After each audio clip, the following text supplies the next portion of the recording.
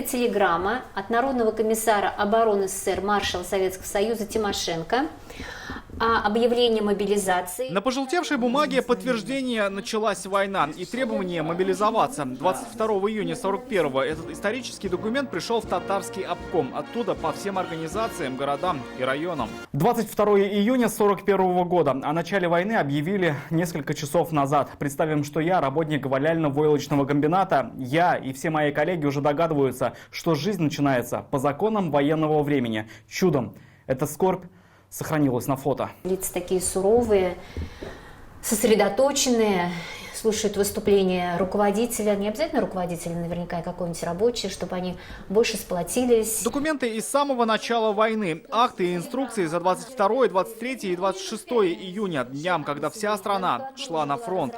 Именно тогда в стране стало ясно, остаются считанные теплые месяцы, впереди осень и зима, и, конечно, советским солдатам нужна была теплая одежда, но мало кто знает, что на первых порах в ТССР ее собирали всем миром.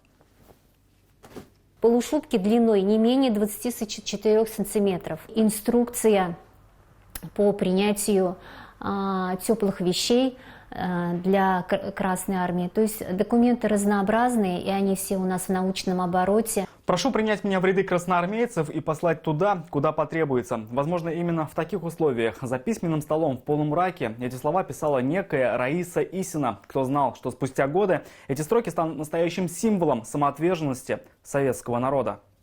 Делу Ленина, Сталина буду верной до последнего дыхания.